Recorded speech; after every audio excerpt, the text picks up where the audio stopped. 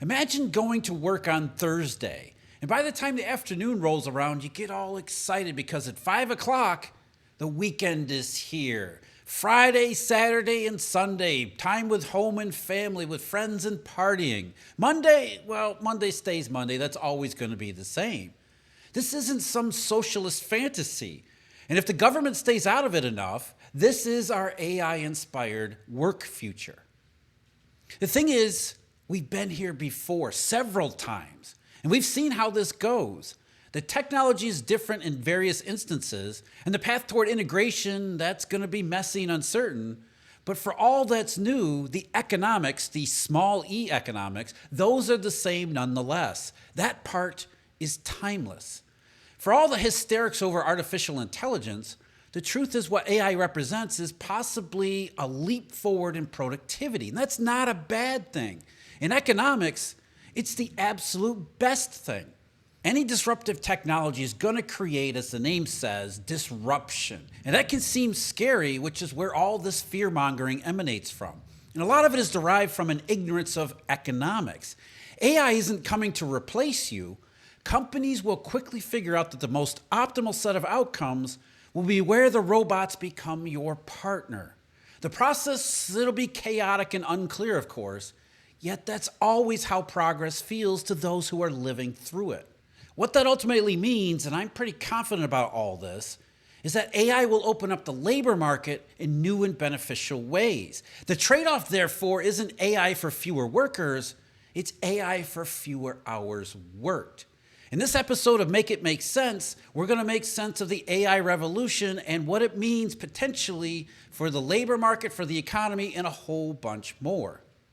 As I said, we've seen this before. One problem with it, though, no one has ever been told the positive side of economic history, certainly not in this current Marx-filled end-stage capitalist nonsense. The real economic history is the one which made our already comfortable modern existence possible.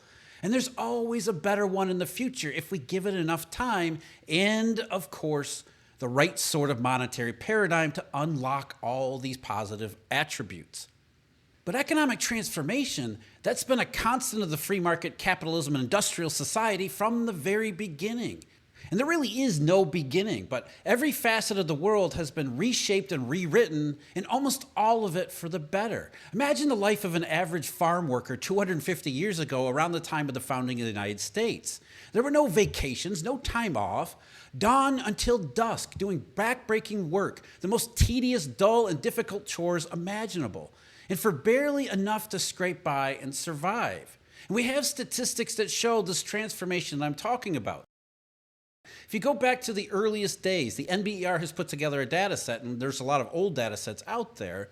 But back in 1800, according to these figures, there were about 1.9 million American workers that were available for the labor force. And only 1.37 million of them, of course, were free, and other 530,000 were chattel slaves. But 1.4 million of the 1.9 million worked in agriculture in some way, which is roughly 74% of all workers trying to grow food. And that makes sense. Food is one of the most critical basic necessities. It's not easy to grow and raise. The food problem has been plaguing humanity for the entirety of its existence. In fact, you get to the peak in 1810. According to the NBER, in 1810, there were 2.33 million in the labor force, and 1.95 million of those were in agriculture. 84% of all American workers were working on growing food. But then came the Industrial Revolution, mechanization, productivity started to rise, and suddenly you can get more food from less workers. There are fewer hours spent working on agriculture. Not only that, prices start to go down, making more food available and affordable. And as food becomes more affordable and more available, people have excess money to buy other things. The workers that were no longer needed to make food are now free to do other things, like make what it is all these people with extra money have to spend that money on. And so what the NBER data shows over time, and over a lot of time, is this radical redrawing of the labor force away from agriculture and toward industry, manufacturing, and trade. By 1870, after the Civil War, there are now 12.9 million in the labor force, but only 52.5% of those are working in agriculture. Those working in manufacturing had soared to around 19%, or just shy of 2.5 million, while those who are working in trade industries are now 10% of the entire labor force, just about 1.3 million. The actual peak in the number of agriculture workers came in 1910. According to the same data set, by then there's 37.5 million in the labor force, with only 31.4% in agriculture, around 11.8 million. By then there's almost a quarter working in manufacturing and almost 15% in trade industries. And by the time you get to 1960, the labor force has shot up to 74 million, but only 6 million were working in agriculture, which was half the number in 1910. Meanwhile, the amount of manufacturing stayed relatively constant as a proportion, around 23%, while there was a big increase in trade industries to almost 20%. Then, of course, that additional labor that was freed up from agriculture opened up other industries like construction. Suddenly became cheaper to use labor to build more things and build more things more cheaply and make them more widely available. And then there were new industries that were coming online in the 1960s in computers and information, the revolution in telecommunications. The point is, we live in a constantly changing and evolving world. There should be no doubt this transformation was good for everyone, for businesses, for workers, all of society. We became more productive and more prosperous as a result. However, we can't ignore that it is a messy, messy process, one that is riddled with anxiety and replete with uncertainty, especially for everyone who has to live through it. We have the benefit of hindsight to look back and see how it all went.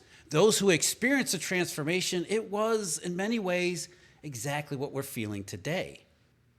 Before we get back to the rest of the AI transformation, I want to let you know that Eurodollar University is having an anniversary sale and webinar. The webinar is coming up on Thursday, July 10th, 6 p.m. Eastern Time. There's a link in the description of this video to sign up and attend. On top of all that, we're going to have our best prices on all of our subscription products. In fact, we're launching a new subscription product, which I'll tell you about down the road. Like I said, if you want to join us for our webinar on July 10th, link in the description to sign up. I do hope to see you there and everything else. From the very beginning, industrialization has been resisted at various times in various ways by various groups of people. Marxists were one group, but also the Luddites, who have become a punchline to modern society. They were an early 19th century movement of English textile workers who saw machinery as the end of their jobs and their livelihoods. Of course, mechanization over time did do that, but it didn't mean the end of all jobs or the end of all opportunities, as the Luddites were thinking what they were saying. Instead, opportunities, as we just went over, expanded in other areas and in other ways that weren't even imaginable at the time. And keep in mind, too, these processes, though they seem immediate and abrupt, they don't happen overnight. They are long and drawn out, some of which is good, some of which is bad. It's good that in these longer-term processes, societies have time to adjust to them. It's bad in the sense that these anxieties over these transformations that people can indeed see and feel, they get stretched out for a long period of time into what seems to be a forever uncertain future, with the threat of robots and mechanization and computers and the Terminator hanging over our heads the entire time. But these free market economics, again, small e economics, free up labor to be used in other capacities. Increasing productivity through mechanization doesn't destroy jobs. It opens up avenues to new and better ones. To give you an example, in 1910, there were around 88,000 telephone operators in the United States, largely female workers. By 1920, a decade later, there were 178,000 telephone operators as the telecommunications industry started to really take off. And by 1930, another decade later, there were approximately 235,000 telephone operators.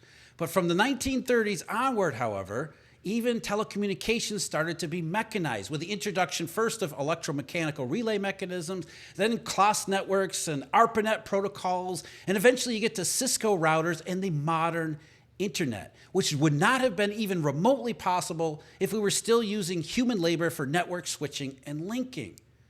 Even today, the government says there's still around 5,000 telephone operators, but they're not like they used to be 100 years ago. This was a huge net positive, Yet it took a very long time to realize, to remove what had been a limitation due to limitations of human labor, and then adapt from there on. And this rise in productivity has been good for workers too, an unqualified good for workers. In the earliest days, industrial workers were expected to labor for 80 to 100 hours per week, basically trading sun-up to sundown workdays in the fields for sun-up to sundown workdays in the factory.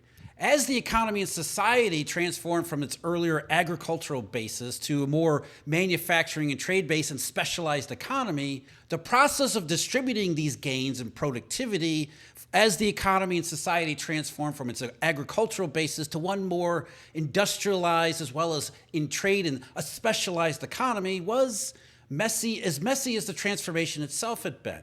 You had the reform movements in the latter half of the 19th century, which included U.S. President Grant in 1869 mandating an 8-hour workday for government workers that eventually got to be adopted in more widespread fashion, though that took some doing as well. But the biggest step in this process where labor is concerned came in the 1920s from Henry Ford. In May 1926, Ford and his son, the company president at the time, announced that they were adopting a 40-hour work week, 5 days a week. And reportedly, they had made that decision as far back as 1922.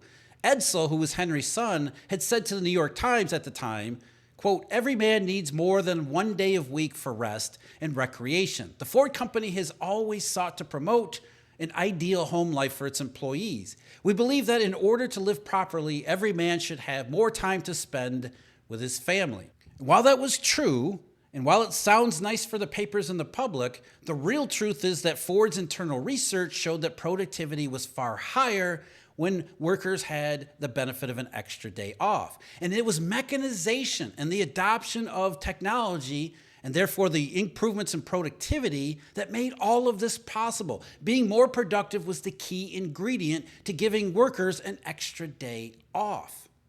Industrialization didn't eliminate jobs overall, it eliminated hours worked. And after Ford adopted the 40-hour 5-day work week, the biggest businesses across the country and even the rest of the world, they followed along because they knew they had to compete for the best workers until the practice was simply and organically just uniform all across the economy. And so it is the same thing here with artificial intelligence. A promised productivity boost that doesn't necessarily lead to a bleak dystopian future. Instead, more progress in economy and society and living standards and even in work life. Because the two things are possible to open up. We can open up new areas of the economy that could use either a productivity boost or new workers who become available if AI does eliminate some jobs. Think again, telephone or even elevator operators. If you go back a century, tall buildings once upon a time had to have someone operate the elevator for anyone entering them who didn't want to take the stairs. The economy does not mourn the loss of telephone operators or elevator operators. Instead, it moves on beyond them. Now, for those who are in those positions, this obviously isn't fun. It can obviously be very scary, and it does require them to uproot their careers and maybe even their long-term plans. And these are real people that have to go through this transformation. Yet it is a net positive for everyone, and it's not even close. It's not even debatable. So all of these AI promises, if they do pan out, and there are still a number of questions about that since it's still early in its development, if AI does pan out, it could make every worker, or many more than you might think, far more productive in finding and classifying and employing, pun intended, information and doing so more efficiently. So rather than eliminate a whole bunch of jobs, this can instead eliminate a whole lot of hours. All we need for that to happen is those businesses who are reaping the first benefits of this AI transformation to begin seeing how sharing those productivity gains with the workforce leads to the most positive outcomes for everyone involved. Like Ford, it becomes a marketing tool to attract the top talent and then works its way throughout the economy from there via competition. That's what capitalism does, eventually leading to those trade-offs even in its messy, anxiety-riddled trademark fashion. So rather than a standard 5-day, 40-hour work week, the private economy shifts toward a 4-day, 32-hour work week. Hours get eliminated, not jobs. Rather than firing employees to cut back to the number of hours businesses will need from their future workers, they employ the same number of workers, but work each of them for less time. That's not only the promise and the most ideal case for AI, I'm confident that it's the most likely one as well. And this is not going to happen overnight. There's no abrupt transformation. These are long, drawn-out processes with its positive and negatives. More positives there than negatives. We have to be clear, too, it's certainly not a transformation that's going to take hold during the silent depression. So we get out of the silent depression, get into a genuine boom, combined with that AI-led productivity, if it works out, the benefits will be unthinkable, just like they have been for generations past who have gone through the same generalized process. Now, it should go without saying we need to support everyone who needs the help with the transition. We should encourage governments to mostly stay the hell out of it. Yet for all of that, there is no need to think that AI is going to wreck the economy and turn it into a hellscape of unemployed who are overseen by tech barons and their robot armies. I mean, that's the naysayers, and there are plenty of them. The world is riddled with neo-Luddite Marxists, the very people who don't understand either economics or humanity. These are people who talk about end-stage capitalism as a real thing rather than made up by Marxists trying to desperately explain away why Marx was wrong about all of economics. In fact, AI is more proof the free market revolution still has a long way to go and a lot more room to make everyone's lives even better. It can and won't happen overnight, and there's a very long road ahead, even if today it seems like artificial intelligence is advancing at a breakneck pace. In some cases, in some narrow senses, it may be, but for the world as a whole, not so much. Because in the end, the coming AI robots aren't our replacements. They can, should, and will be our partners. Check out more of our Make It Make Sense videos at the link below. Everything from why we're obsessed with interest rates to the real nature of economic depression is not what you think. As always, thank you very much for joining me. Huge thank you, Eurodollar University members and subscribers. And until next time, take care.